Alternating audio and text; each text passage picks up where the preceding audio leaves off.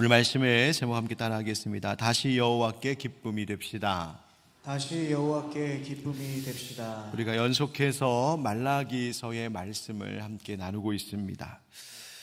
말라기서 2장에 보면 하나님께서 너희에게 내린 복이 저주가 되게 하게 하겠다라고 하시는 조금 무서운 경고의 말씀을 하셨습니다. 하나님 왜 복은 주셔놓고 그 복이 오히려 저주가 되게 하는가? 이유가 있었습니다. 먼저는 하나님께서 기름 부어 세우신 제사장들의 죄 때문이었습니다. 제사장들이 누굽니까? 그 민족의 영적인 지도자, 백성들을 하나님께서 기뻐하시는 길로 올바르게 인도해야 하는 막중한 사명을 가진 이들이었습니다. 그런데 그들이 하나님께서 주신 그 귀한 사명에 불충했었기 때문입니다. 2장 7절부터 9절의 말씀에 하나님 이렇게 말씀하시죠. 제사장의 입술은 지식을 지켜야 하겠고 사람들은 그의 입에서 율법을 구하게 되어야 할 것이니 제사장은 만군의 여호와의 사자가 됨이거늘 너희는 옳은 길에서 떠나 많은 사람을 율법에 거스르게 하는도다. 나 만군의 여호와가 이르노니 너희가 레위의 언약을 깨뜨렸느니라. 너희가 내 길을 지키지 아니하고 율법을 행할 때에 사람에게 치우치게 하였으므로 나도 너희로 하여금 모든 백성 앞에서 멸시와 천대를 당하게 하였느니라 하시니라. 아멘. 하나님께서 제사장이 뭐 하는 사람인가? 그 입술이 지식을 지켜야 하는 사람이다라고 말씀하시죠. 하나님 여호와께서 가르쳐 주신 그 율법을 입술로 전하면 사람들은 그 제사장이 가르치는 율법을 배워 살게 하셨습니다. 그래서 하나님 말씀하시기를 제사장들은 이 만군의 여호와께서 보내신 사자다, 즉 특사다, 그런 말입니다. 사람들은 그 제사장들의 입술만 쳐다보면서 인생을 바르게 사는 법이 무엇인가를 배우고 그렇게 살아야 했습니다. 그런데 하나님이 기름 부어 세우신 이 제사장들이 도리어 많은 사람을 넘어뜨렸다는 것입니다. 하나님과의 약속을 깨뜨렸다는 것입니다. 결국 멸시와 천대가 되게 하셨다라고 말씀하시죠. 여러분, 교회의 목회자들, 저를 비롯한 교회에 하나님 세워주신 리더들이 얼마나 중요한 사명을 받은 자들인지를 잊지 말고 살아야 합니다. 그 입술에 담아주신 사명이 얼마나 무거운 것인지를 망각하지 말아야 합니다. 교회의 목회자들뿐만이 아니라 우리 모든 그리스도인들이 왕같은 제사장 되게 하셨다라고 하는 점을 기억할 때 그 책임과 사명은 우리 모두에게 동일하게 있습니다. 교회에서뿐만이 아니라 가정에서의 제사장들로서 또 다른 동료들과 이웃들 사이에서 우리 그리스도인들 각각 한 사람 한 사람 그들이 하나님이 세우신 제사장이요. 그렇기 때문에 그리스도인의 말과 행동의 무게감이란 얼마나 막중한 것인지를 잊지 말아야 합니다. 그렇게 살아가지 못하고 있는 우리들의 행실에 대하여 하나님은 제사장들에게 오늘 말씀하시는 것 같지만 또한 우리에게도 동일하게 경고의 말씀을 하고 계신 겁니다. 하나님께서 유다 백성들에게 주신 복을 저주되게 했다라고 하신 이유가 또한 무엇이냐면 레위 제사장들뿐만이 아니라 유다 백성들이 거짓을 행했기 때문이라고도 말라기서 2장에서 말씀하십니다.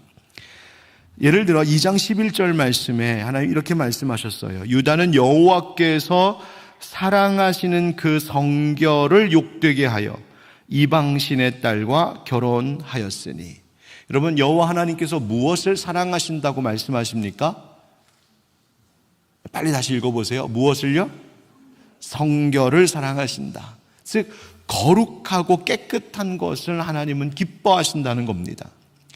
지난주에 말씀드린 바대로 성결이라고 하는 이 단어는 우리말로 성소라고도 번역할 수 있는 단어인데, 즉 주님께서 거하심으로 우리의 삶의 모든 자리를 성소되게 하셨습니다.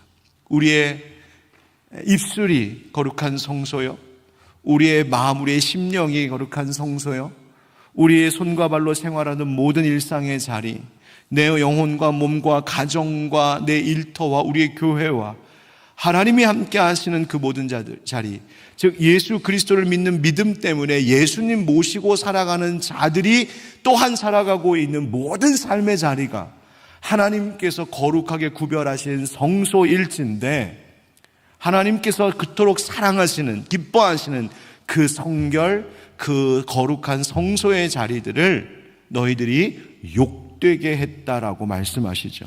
그 한 예로 유다 백성들 가운데 우상을 섬기는 이방 여인과 결혼한 자들이 있음에 대하여 말씀하셨습니다. 이것이 무엇을 말하냐면, 당시의 상황 속에서 그것은 영적인 혼잡함을 이야기하시는 것이었습니다. 다시 말하면 그저 단지 외국인과 결혼했다, 그 문제가 아니라 그 하나님 앞에서 그 성결함을 지켜야 할 사명이 있는 거룩한 백성들이 그 가정생활 속에서 또한 모든 일상에서 신앙의 순수성을 잃어버린 것에 대한 하나님의 책망이었습니다. 2장 15절 상반절에 보면 하나님 이런 말씀을 하셨습니다. 그에게는 영이 충만하였으나 오직 하나를 만들지 아니하셨느냐? 어찌하여 하나만 만드셨느냐? 이는 경건한 자손을 얻고자 하심이라. 이런 말씀을 하시죠. 여러분, 이게 무슨 말일까? 다르게 좀 풀어서 이 말을 번역하고 설명하자면 이런 이야기입니다. 한 분이신 주님께서 그들을, 즉 부부를 하나가 되게 하지 않으셨느냐, 그런 뜻입니다. 왜 하나님께서 하나가 되게 하셨냐? 이 하나가 되게 하셨다라고 하는 말은 그들의 몸과 마음을 하나로 묶으셨다라고 하는 뜻입니다. 여러분, 이것이 부부와 가정의 의미입니다. 또 뭐라고 하셨냐면, 육체와 영에 있어서 그들은 주님의 것이라고 말씀하시는 겁니다. 그러니까 남편과 아내를 한 영혼, 한 마음으로, 한 몸으로 묶으시고 그 하나 된 부부를 하나님의 소유되게 하셨다는 거예요. 하나님 왜 그렇게 하셨는가? 이유가 또한 있답니다. 그 목적이 이는 경건한 자손을 얻고자 하십니다. 여기서 중요한 거는 하나님은 아들, 딸 낳으라고 하시나 보다, 그 자손이라고 하는 말보다는 그 앞에 어떤 자손? 어떤 자손이요? 경건한 자손을 얻고자 하십니다. 주님께서 부부가 한 마음이 되고 한 몸이 되게 하신 것, 이것이 하나님이 원하시는 것이었고, 그 부부가 하나님 앞에서 경건하게 살아감으로 그 삶의 모습을 뒤에서 바라보며 따라가고 있는 자손들이 또한 경건한 삶을 살아가게 함으로 그 가정 가운데 신앙의 순수성이, 그 성결함이 계속해서 유지되도록 하시는 것이 하나님의 뜻이었다는 것입니다. 여러분, 부부가 결혼한다는 것, 한 가정을 또한 자녀를 낳고 살아간다는 것은 하나님 앞에서 살아가는 것입니다. 하나님 앞에서 약속하는 것입니다. 제가 우리 청년들 만나고 또 설교 때 기회가 될 때마다 늘 강조하는 것 중에 하나가 뭐냐면, 너희들 결혼할 때 하나님 앞에서 해라. 결혼식, 요즘 여러분 결혼식들 많이 가보셨을 텐데 그냥 세상적으로 세속적으로 하지 말고 정말 하나님 앞에서 두 사람이, 하나님께서 우리 두 사람을 한 마음 한 몸으로 묶으셨다는 사실을 하나님 앞에서 확인받고 사람들 앞에서 또한 약속하고, 무엇보다도 하나님과의 언약을 세우는 예배가 되도록 너희들 예배하면서 예배로씩 올리라고 꼭 이야기합니다. 제가 부모님들께도 권면합니다. 근데 요즘 부모님들이 자녀들을 못 이기시더라고요. 그럴 만도 하겠다 싶기도 합니다. 그러나 여러분들 자녀들에게 왜 이것이 중요한지를 가르쳐 주셔야 합니다. 또 식만 그렇게 번드르르 올렸다고 다 된 것이 아니죠. 그 식을 올렸다면 거기서 하나님 앞에 사람들 앞에서 약속한 바가 무엇인지를 정확하게 알고 살아가는 동안에 하나님이 한 영으로 묶어주신 부부라고 하는 사실을 삶으로 또한 살아냄으로 고백하며 사는 것이 더 중요한 일이죠. 뭘 강조하고 있는 말이냐면 그 가정 안에 부부의 믿음의 순결함, 영적 하나됨이 필요하다. 그것을 통하여 하나님을 경외하는 경건한 자손들이 이어져 가는 것, 그것이 하나님께서 진정으로 바라시는 것이라고 오늘 말씀하고 계신 거예요. 그런데 그렇게 하지 못했던 유다 백성들을 하나님이 책망하시는 이야기가 바로 말라기서 2장의 말씀이었습니다. 사랑하는 우리 성도 여러분, 우리 모두가 거룩한 왕 같은 제사장으로 부름받은 자들이다라고 하는 사실, 이 책임이 있음을 알고 우리의 가정이 거룩한 성소와 같은 가정이 되고 우리의 일상이 거룩한 성결함을 지키는 일상의 생활이 되는 일에 실패하지 않는 우리 모두가 되기를 우리 구주 예수 그리스도의 이름으로 축원드립니다. 이처럼 이 유다 백성들이 하나님 앞에 범죄함으로 하나님의 이 심판 가운데 놓이게 됩니다. 그런데 하나님은 하나님께서 택하신 주의 백성들이 그렇다고 해서 영원히 저주 아래 있도록 내버려 두시는 하나님은 아니십니다. 여기에 우리의 소망이 있는 것이죠. 오늘 말씀을 우리 말라기서 이제 3장으로 넘어가는 말씀을 보면 하나님께서 이 백성들이 다시 복을 얻을 수 있는 길, 즉 복이 저주가 되었었는데 오히려 그 저주가 다시 복이 될 수 있는 길을 가르쳐 주시고 열어 주십니다. 하나님께서 회복의 길을 보여주신 거예요. 하나님께서 너희들 이렇게 되면, 이렇게 살아가면 다시 복된 삶으로 회복될 수 있다라고 말씀해 주셨어요. 이미 알려주셨어요. 문제는 뭘까요? 사람이 그것이 무엇인지를 잘 알고 그렇기 때문에 하나님, 내가 다시 이 길을 가겠습니다. 회개하고 결단하고 변화되고 행하는 것이 바로 오늘 말씀을 통하여 우리에게 주고자 하신 하나님의 교훈입니다. 다시 말해 오늘 말라기 3장은 오늘 말씀의 제목과 같이 다시 여호와께 기쁨이 되는 길이 무엇인지를 알려주시는 겁니다. 다시 하나님께 복을 얻는 길이 무엇인가? 여러분, 우리가 어떤 문제를 해결하려면 그 문제의 원인을 바르게 진단하고 아는 것이 중요하죠. 이런 경우들 많이 보지 않으셨습니까?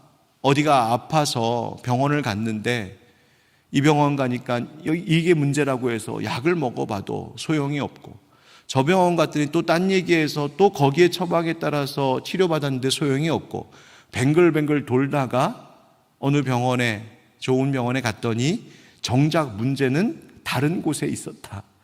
진작 알았으면 이렇게 고생하지 않았을 텐데, 그러면서 아쉬워하지만 또 하나님께서 마침내 문제를 알게 하신 것, 치료하신 것에 감사하게 되는 그런 일들이 더러 우리 가운데 있죠. 병원에서 의사가 오진을 하면 절대로 몸을 낫게 할 수 없는 것처럼 우리가 왜 우리의 삶이 이와 같은가? 우리가 살아가는 이 사회가 또 이 나라가 왜 이렇게 몸살을 앓고 있는가? 그 진짜 문제를 바르게 진단받는 것, 그 진짜 원인을 바르게 아는 것이 정말 중요한 일이죠. 바로 오늘 그 이야기입니다. 다시 처음 했던 질문으로 되돌아가 보면 왜 하나님께서 이 택하신 백성들에게 복이 저주가 되는 일, 이 무서운 일에 대해서 말씀하셨을까? 하나님의 법을 어기고 하나님 앞에서 거짓되고 가증한 일을 했기 때문이라고 말씀드렸죠. 그것의 가장 원뿌리가 무엇일까?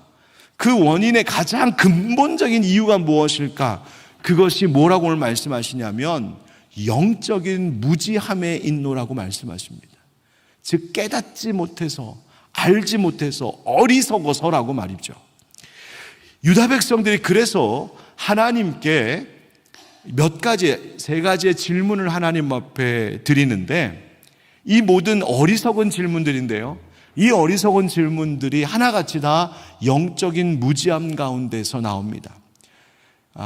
이 무지한 어리석은 질문이 뭘까? 이 세 가지 질문이 이런 것입니다. 오늘 이것에 대해 말씀을 다 함께 나눌 시간은 안 될 것 같고요. 첫 번째는 자기들에게 벌어진 이 일들이 왜 우리에게 이런 일이 일어났습니까? 라고 하나님께 되묻는 겁니다. 왜 우리에게 이런 어려움이 있습니까? 왜 우리의 복이 저주가 되어버렸습니까? 왜 우리에게 이와 같은 재앙이 있습니까? 하나님께 오히려 거꾸로 이유를 알지 못하여서, 깨닫지 못하고 하나님께 되묻습니다. 두 번째, 무슨 질문을 하냐면, 하나님께서 너희가 내 것을 도둑질했기 때문이라고 말씀하시는 것에 대하여, 하나님, 우리가 어떤 식으로, 언제 주님의 것을 도둑질했다는 말입니까? 세 번째, 너희가 나를 대적했기 때문이라고 말씀하시는 하나님께, 하나님, 우리가 도대체 무슨 말로 주님을 대적했습니까? 라고 되묻습니다. 즉, 하나님께서 책망하실 만한 일이 있는데 그 일이 뭔지를 모르고, 하나님의 것을 도둑질했다고 하는데 그것이 무엇이었는지 모르고, 하나님을 대적했다고 말씀하시는데 우리의 어떤 말과 행동이 하나님을 대적하는 일이 되었었는지를 깨닫지 못하는 영적 무지함 속에 이 유다 백성들이 하나님 앞에 어리석은 질문을 되풀이합니다. 이것에 대한 답변이 오늘의 말씀입니다. 그 첫 번째 질문과 하나님의 답변, 2장 17절 말씀을 우리 한번 같이 다시 읽어보겠습니다. 시작. 너희가 말로 여호와를 괴롭게 하고도 이르기를 우리가 어떻게 여호와를 괴롭혀 드렸나이까 하는도다. 이는 너희가 말하기를 모든 악을 행하는 자는 여호와의 눈에 좋게 보이며 그에게 기쁨이 된다 하며, 또 말하기를 정의의 하나님이 어디 계시냐 함이니라. 아멘. 하나님께 저들이 되물은 것이, 하나님 왜 우리에게 이런 일이 일어났습니까? 하나님 뭐라고 하셨냐면 나를 괴롭게 했기 때문이라고. 그러자 다시 묻는 것이, 하나님, 우리가 언제 하나님을 괴롭게 해드렸습니까? 우리가 하나님을 언제 괴롭게 해드렸습니까? 여러분, 먼저 여러분 기억하실 것이 있습니다. 우리 하나님은 우리의 행실로 인하여 기뻐하기도 하시지만 우리의 행실로 인하여 괴로워하기도 하시는 하나님이라는 사실입니다. 여러분, 하나님도 괴로워하십니다. 하나님도 슬퍼하시고 하나님도 가슴 아파하신다는 거예요. 우리만 인생이 괴롭고 우리만 마음이 아프고 우리만 슬픈 일이 아니라 우리가 어떻게 살아가고 있는가, 오늘 나의 가정이 어떤가, 오늘 우리의 교회가 어떤가, 이 사회가 어떤가의 문제 때문에 하나님도 괴로워하신다는 겁니다. 그런데 그 이유를 이 유다 백성들은 알지 못했어요. 즉, 악을 행하면서도 하나님 보시기에 괜찮을 거야, 하나님 아무렇지도 않으실 거야. 야, 그 크신 하나님이 우리가 이렇게 한다고 해서 뭐 하나님에게 무슨 영향이 있겠어? 우리가 살아가는 삶의 행실이 하나님께 어떤 괴로움을 드리는지 이해하지 못하고 하나님을 오해하고 있었던 거예요. 급기야 뭐라고까지 반문하냐면, 도대체 정의의 하나님이 어디 계시냐. 이 말은 정의의 하나님 뭐 그렇게 말하는데, 그거 다 모르는 소리다. 그런 거 없다. 하나님에 대하여 의심하고 불신을 가졌습니다. 이런 자들의 태도가 바로 복을 저주가 되게 했다. 너희들의 영적인 무지함, 죄가 있음에도 불구하고 깨닫지 못하고 죄에 대해서 인식하지 못하는 것, 죄에 대하여 무지한 것, 죄에 대하여 무감각한 것, 죄에 대하여 합리화시키고 자기 정당화하는 것, 내가 아무리 이렇게 산다 한들 하나님께서 무슨 영향을 받으시겠어? 하나님 어쩌면 모르실 거야, 넘어가실 거야 라고 하는 그 어리석음이 하나님을 괴롭게 하는 이유였고, 그것이 우리에게 주어졌던 복이 저주되는 일이 되는 이유였다고 말씀하시는 거예요. 그래서 우리가 다시 복을 얻으려면, 우리가 다시 기쁨이 되려면 어떻게 해야 될까? 오늘 말씀드릴 그 첫 번째는 바로 이것입니다. 한번 따라합시다.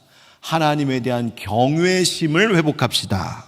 하나님에 대한 경외심을 회복합시다. 3장 1절 말씀에 이렇게 말씀하세요. 만군의 여호와가 이르노라 보라 내가 내 사자를 보내리니 그가 내 앞에서 길을 준비할 것이요 또 너희가 구하는 바 주가 갑자기 그의 성전에 임하시리니 곧 너희가 사모하는 바 언약의 사자가 임하실 것이라. 아멘.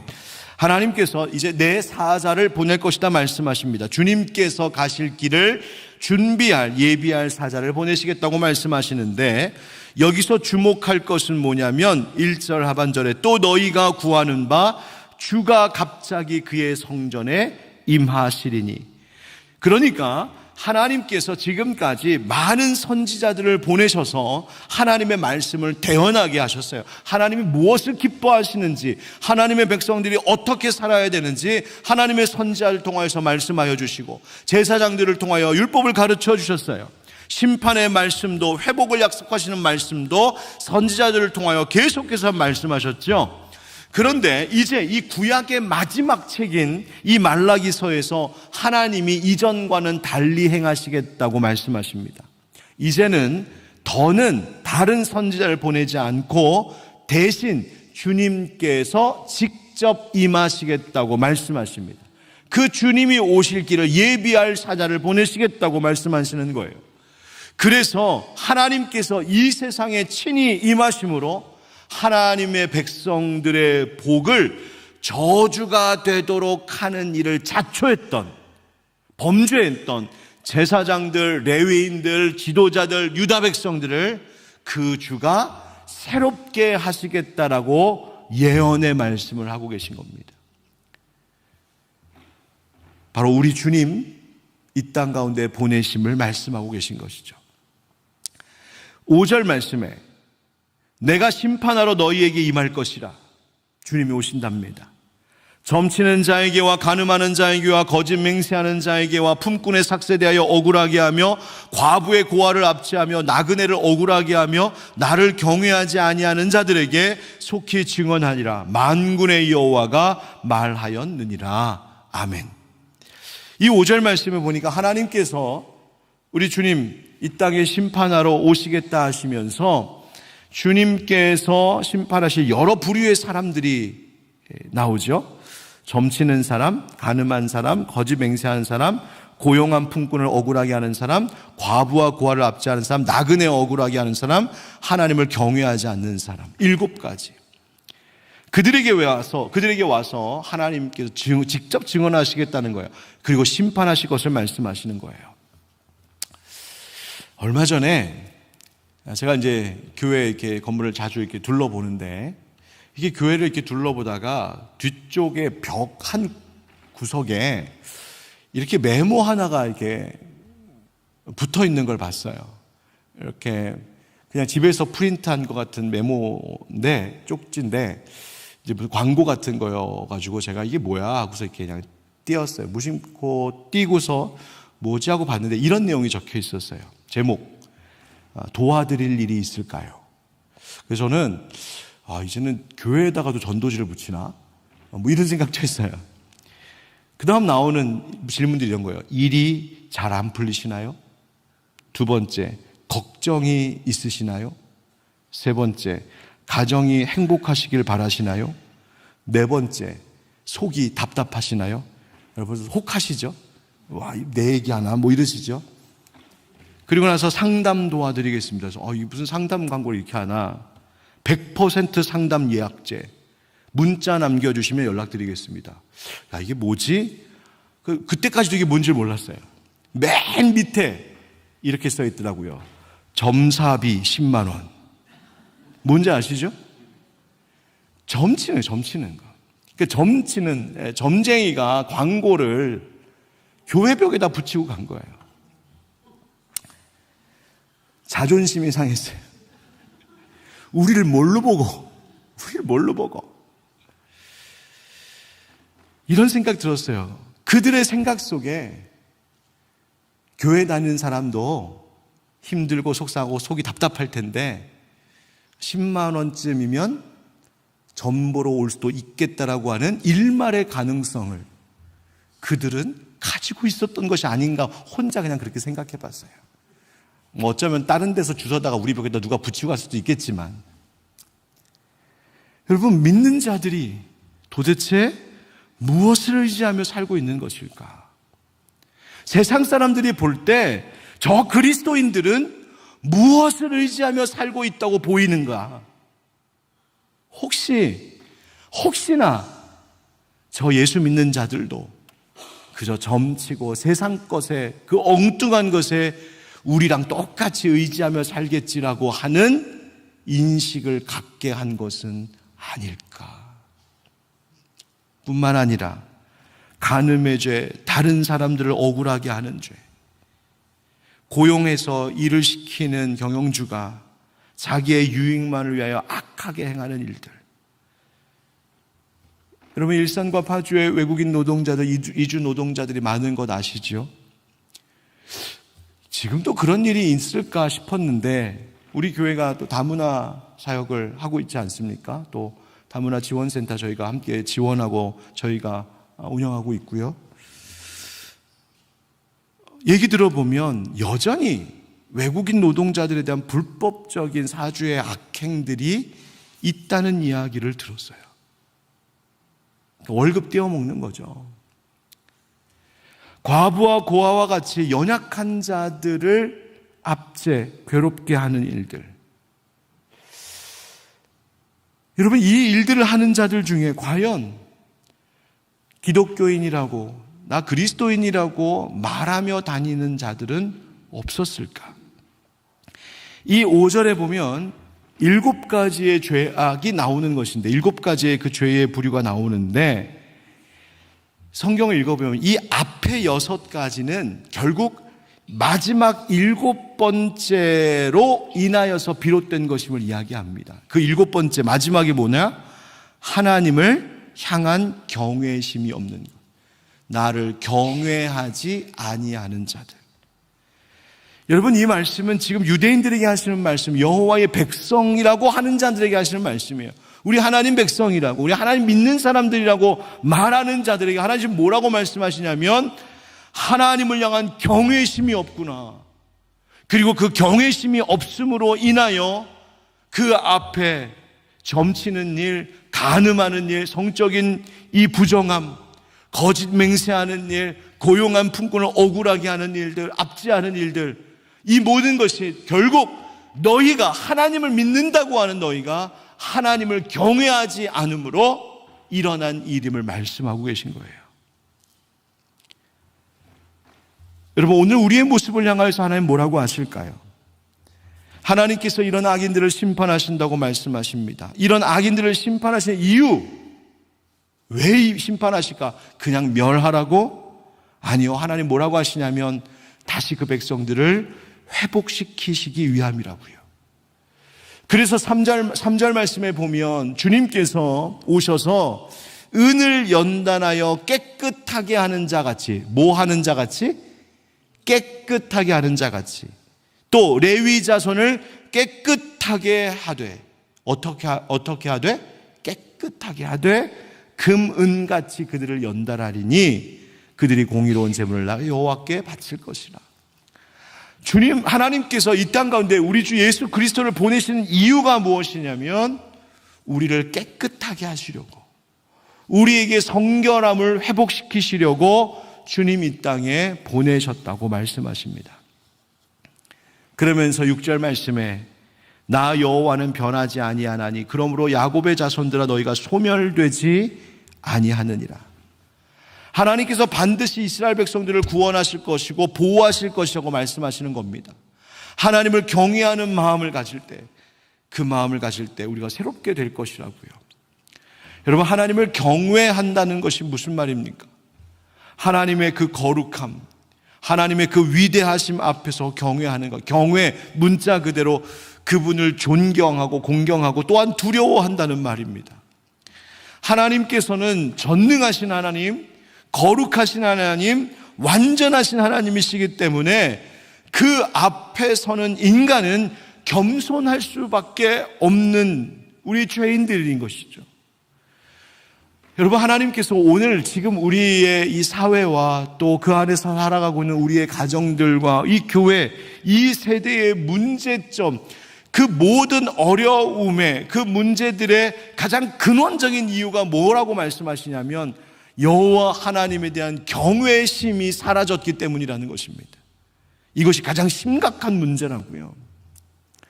여러분 잘 아시는 말씀대로 잠언서 1장 7절 말씀에 여호와를 경외하는 것이 지식의 근본이라고 말씀하셨죠. 여러분, 이 세상은 많은 지식과 지혜들로 조직되고 구성되어서 돌아갑니다. 사회의 여러 가지 제도들도, 여러 가지 기업들을 운영하고 기업이 경영되는 것도, 또 이 사회를 이끌어가고 있는 여러 가지 일들, 과학과 산업과 이 모든 일들이 참 많은 지식과 지혜들이 총합되어서 이 사회가 돌아가고 있는데, 하나님께서 말씀하십니다. 그 모든 지식과 지혜의 근원, 그 뿌리가 무엇이라고 말씀하시냐면 여호와를 경외하는 것이라고요. 여호와 하나님에 대한 존경심, 여호와 하나님에 대한 두려운 마음, 그 경외심이, 그 뿌리가 썩으면 다른 모든 것들도 다 썩게 됨을 하나님 말씀하신 것이죠. 그러나 그 뿌리가 살아있으면, 그 뿌리가 든든하면 아무리 가뭄이 있고 태풍이 불어도 시들지도 않고 열매가 떨어지는 일이 없을 것이라고 말씀하시잖아요. 히브리서 12장 말씀에도 이렇게 말씀하십니다. 우리 같이 한번 읽어볼까요? 시작. 그러므로 우리가 흔들리지 않는 나라를 받았은즉 은혜를 받자. 이로 말미암아 경건함과 두려움으로 하나님을 기쁘시게 섬길지니 우리 하나님은 소멸하는 불이십니다. 아멘. 하나님 뭐라고 말씀하십니까? 우리가 흔들리지 않는 나라, 하나님 나라 백성 되었는데 은혜를 받자. 여러분 보세요. 여러분, 은혜를 받은 자들인데 또한 뭐라고 말합니까? 은혜를 받자. 여러분 보세요. 하나님께서 우리에게 은혜로 주신 일들이 있습니다. 복이 되게 해주신 것들이 있어요. 하나님 나라 백성 되게 하신 것이 바로 그것이죠. 그런데 은혜가 은혜되지 못하게 살고 복이 되지 못하게 살아갈 수도 있다는 거예요. 그러니 하나님의 백성된 은혜와 복을 받은 너희들이요, 이제 그 은혜가 진짜 우리의 은혜가 되고 그 복이 나의 복이 되고, 그저 성경에서 문자로 남아있는 은혜와 복이 아니라 그것이 내 삶의 이야기가 되고, 우리 가정, 우리 부부의 이야기가 되고, 내 자녀들의 이야기가 되고, 우리의 교회와 우리의 나라, 이 사회의 은혜와 복이 되게 하자. 어떻게 말입니까? 경건함과 두려움으로 하나님을 기쁘시게 섬길지니. 하나님을 기쁘시게 섬기는 방법이 뭐라고 말하고 있냐면 경건함과 두려움이랍니다. 바로 이것이 하나님을 경외함이죠. 여러분, 시간을 지금 딱 보니까 두 번째도 이야기 못할 것 같아요. 오늘은 이 첫 번째만 이야기를 해야 될 것 같습니다. 하나님, 우리가 하나님을 기도해야 될 것이 이것입니다. 하나님, 이 세대가 정말 하나님을 존경하고 하나님을 두려워하는 경외심을 회복하게 하여 주시옵소서.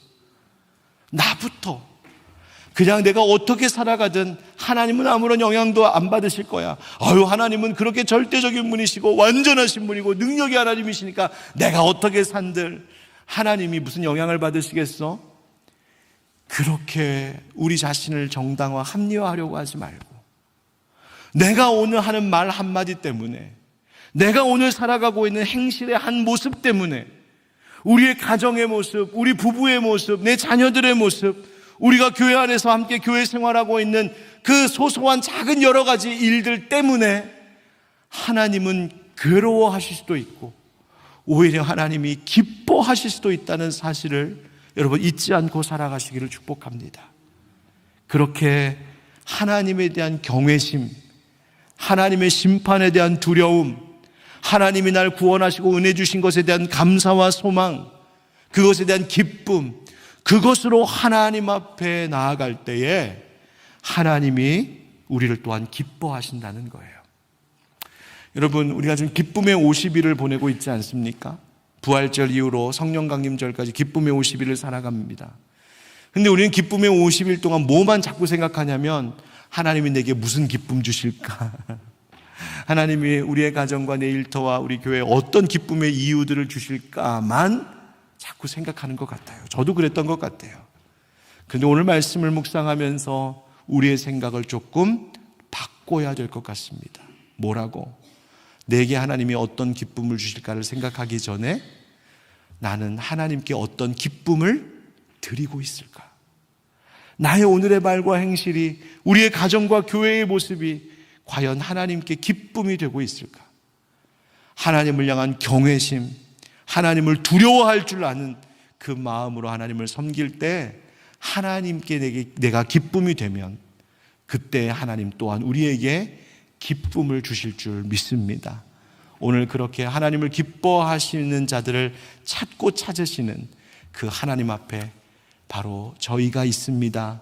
하나님 앞에 고백할 수 있는 우리 하늘빛 광성교회 모든 형제 자매들 되시길 예수님의 이름으로 축원드립니다.